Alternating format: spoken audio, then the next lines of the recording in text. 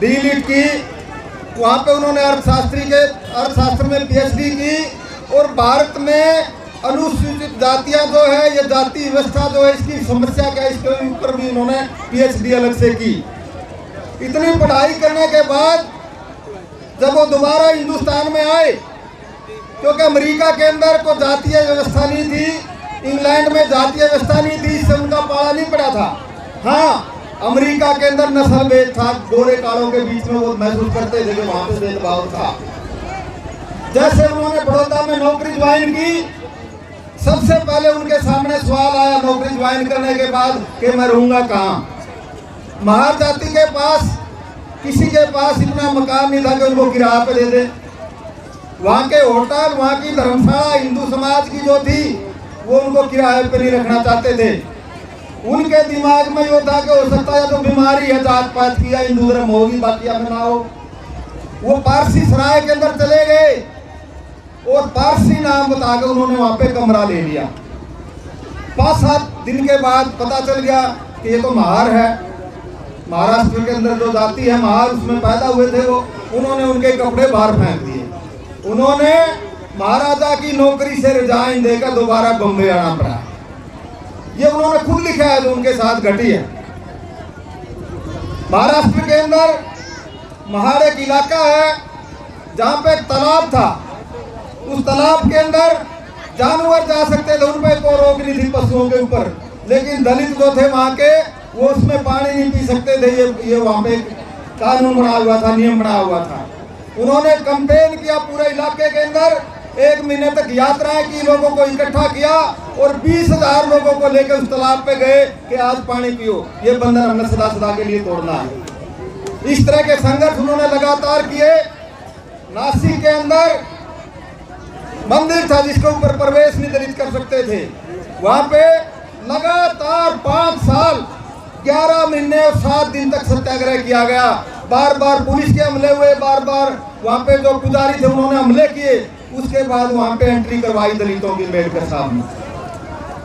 उन्होंने महसूस किया कि जितनी भी ये जाति है दलितों के साथ, उन सबके पीछे कारण है मनुस्मृति, जिसका जिक्र मैंने यहाँ पे रविदास जयंती पे भी किया था। मनुस्मृति के अंदर ये लिखा हुआ है कि 4 वर्ण है समाज में, ब्राह्मण, क्षत्रिय, वैश्य, शूद्र। और शूद्र का काम है जो लोग काम करते हैं, जो खेती करते हैं, जो मजदूरी करते हैं, वो सारे शूद्र मान रखे हैं, और महिलाएं भी सारी शूद्र मान रखी है। इनका काम है ऊपर की सेवा करना, ये मनुस्मृति में लिख रखा था। इसलिए उन्होंने कहा 25 दिसंबर 1927 को हजारों लोगों को इकट्ठा करके उसको जलाया, उसका दहन किया मनुस्मृति का कि यह बिगन की जले, इसको जलाओ।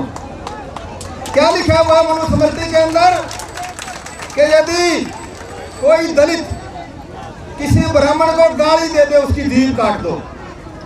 कोई ब्राह्मण किसी दलित का हत्या कर दे, उस पर मुकदमा दर्ज नहीं होना चाहिए।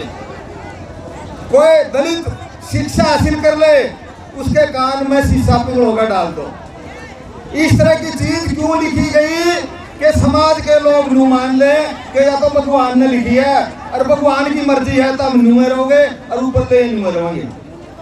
उन्होंने समाज को जागरूक किया, केवल जागरूक नहीं किया, उन्होंने बड़े बड़े आंदोलन किए इस तबके के लिए। उन्होंने 1942 में जब तक देश आजाद नहीं हुआ था, उनको अवसर मिला, जनरल काउंसिल जो थी अंग्रेजों की गवर्नर की काउंसिल थी, मजदूरों के लिए उसके मेंबर बने वो। और 1942 में उन्होंने कानून बनवाया कि 8 घंटे मजदूर काम करेगा, उसके बाद काम करेगा तो उसको डबल मेहनताना देना पड़ेगा, उसको दवाई की सुविधा सरकार देगी, उसका पीएफ कटेगा और बिना नोटिस दिए उसको नौकरी से नहीं हटाया जा सकता। ये कानून 1942 में आजादी से पहले अम्बेडकर ने बनवाया। और जब संविधान सभा का गठन किया गया था 29 अगस्त 1947 को, उस कमेटी के अंदर 292 लोग सामान्य लोग थे, उसके अलावा कुछ अलग अलग एक्सपर्ट थे, कुछ महिलाएं थी, कुछ वकील थे, कुछ राज्यों के नुमाइंदे थे, कुछ अलग अलग तबकों के नुमाइंदे थे। उन्होंने सर्वसम्मति से उनको अध्यक्ष बनाया संविधान सभा का। अब जो मसौदा पेश किया उन्होंने संविधान सभा के सामने, 26 नवंबर 1949 को जो आखिरी मीटिंग थी संविधान सभा की, उसमें संबोधित करते हुए भीमराव अंबेडकर ने यह कहा था कि आज से हमारे देश के अंदर राजनीतिक आजादी तो सबको मिल गई है। एक मजदूर का, एक महिला का भी वोट उठा है, जैसा एक टाटा बिरला का वोट है। पहली बार ये हिंदुस्तान था जहाँ पे सबके साथ महिलाओं को वोट का अधिकार दिया गया। अमेरिका और इंग्लैंड में भी कई कई सालों के बाद महिलाओं को वोट का अधिकार मिला था, वो महिलाओं के हितैषी थे। और उसके साथ उन्होंने चेतावनी दी थी कि आने वाले दौर में यदि देश के अंदर आर्थिक और सामाजिक गैर बराबरी रही तो यह संविधान हमारा खतरे में पड़ जाएगा। आज वो हम देख रहे हैं। उन्होंने ये कहा था, ये सुझाव दिखा था संविधान के अंदर कि जो महकमे हैं सरकारी या बड़ी बड़ी कंपनियां हैं, उनके अंदर एक कानून होना चाहिए 1:10 अनुपात का। बड़े से बड़े अधिकारी की यदि 1 लाख तनख्वाह है तो उसका PNR चौकीदारों 10,000 से कम तनख्वाह नहीं होनी चाहिए। आज कंपनियों के CEO करोड़ करोड़ रुपए देते हैं और ये हमारी बहनें बैठी हैं, मिड डे मील, आंगनवाड़ी, आशा वर्कर, इनको मिनिमम वेज भी लागू नहीं, 2,000, 2,500, 3,000 में गुजारा करना पड़ता है। उस संविधान के ऊपर अमल नहीं किया गया। आज अमीर की और गरीब की खाई लगातार बढ़ रही है। इसलिए इस मौके पे इस बात पे गौर करने की जरूरत है। जिस बात पर उन्होंने जोर दिया था, 3 उन्होंने नारे दिए थे, शिक्षित बनो, संगठित हो, संघर्ष करो। इन नारों को समझने की जरूरत है। इन नारों के मायने क्या है? अपने देश में 2009 में कानून बना, शिक्षा अधिकार कानून RTE। उसके अंदर यह प्रावधान किया गया था कि आधा किलोमीटर की दूरी पर प्राइमरी स्कूल होगा ताकि बच्चा वहां पे पढ़ सके, जा सके। और आज 2020 के अंदर जो नई शिक्षा नीति आई है उसमें उस कानून को उलट दिया गया है। 1057 स्कूल हरियाणा में बंद होने जा रहे हैं नई शिक्षा नीति के तहत। क्यों बंद हो रहे हैं? सरकार ये कह रही है कि इन स्कूलों में विद्यार्थी कम है। विद्यार्थी कम क्यों है? क्योंकि उन स्कूलों में टीचर नहीं है।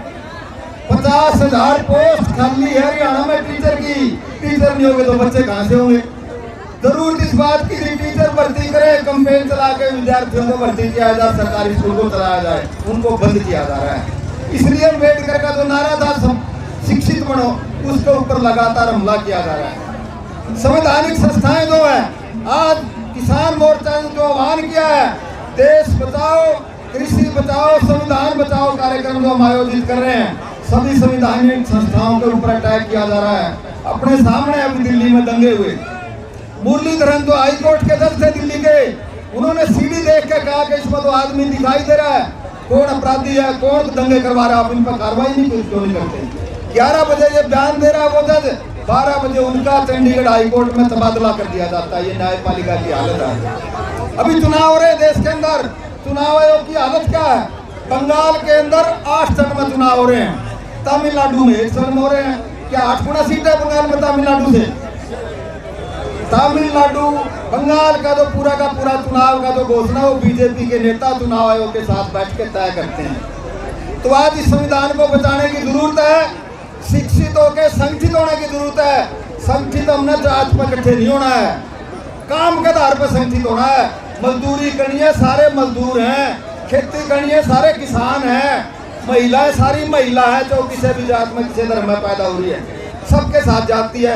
महंगाई सबको प्रभावित करती है, इसलिए काम के आधार पर इकट्ठे होना है। और संघर्ष करने का क्या मतलब है?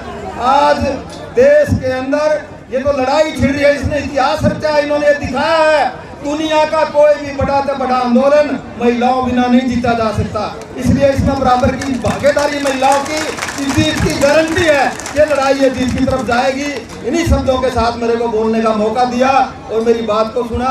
आप सबका धन्यवाद, बहुत बहुत धन्यवाद।